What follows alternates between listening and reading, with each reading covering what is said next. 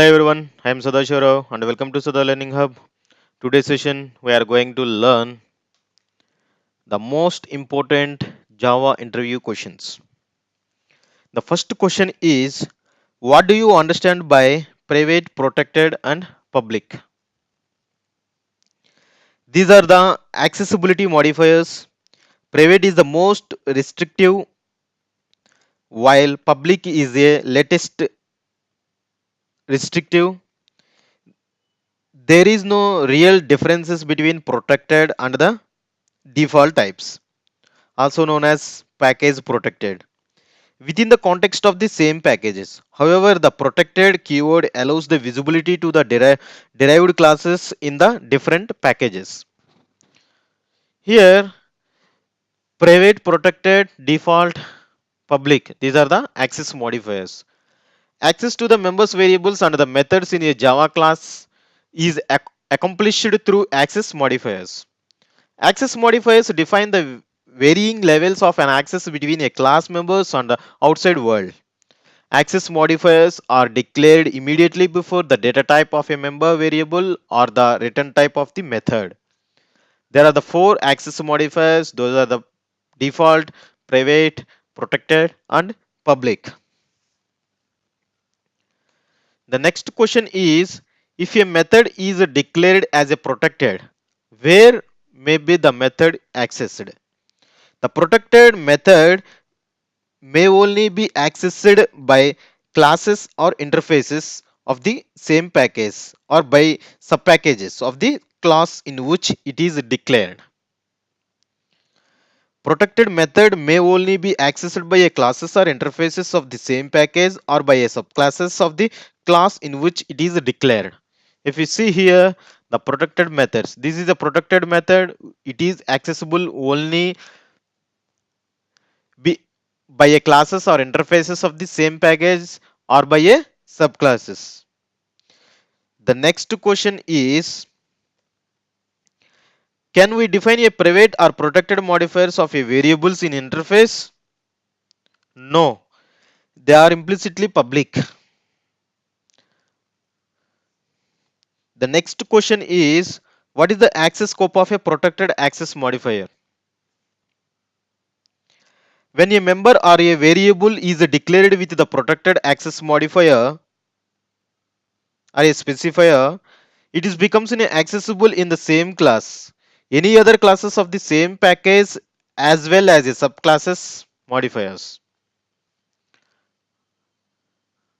The protected access modifier, the method, when a method or a variable is declared with a protected access specifier, it becomes accessible in the same class, any other classes of the same package as well as a subclasses modifiers. It can be accessible only same package and subclasses and also within the class. It's not possible to access in outside of the packages. The next question is, can a top level class be private or protected? No, it's not possible. A top level classes cannot be private or protected. It can have either a public or no modifier. It does not have a modifier. It is supposed to have a default access. If a top level class is declared as a private, the compiler will complain that the modifier private is not allowed here. This means that the top level class cannot be private. Same is the case with protected also. The top level classes be private and protected. It may be a public or it may be a default. The next question is, what is the purpose of declaring a variable as a final? A final variable value cannot be changed. Final variables should be initialized before using them. If you see this example, I am creating a one class, that is the test class. I am creating here. There is a final variables. There is a two final variables. One is the string variable and one is the integer variable. The final variables cannot change. Should be initialized before using them.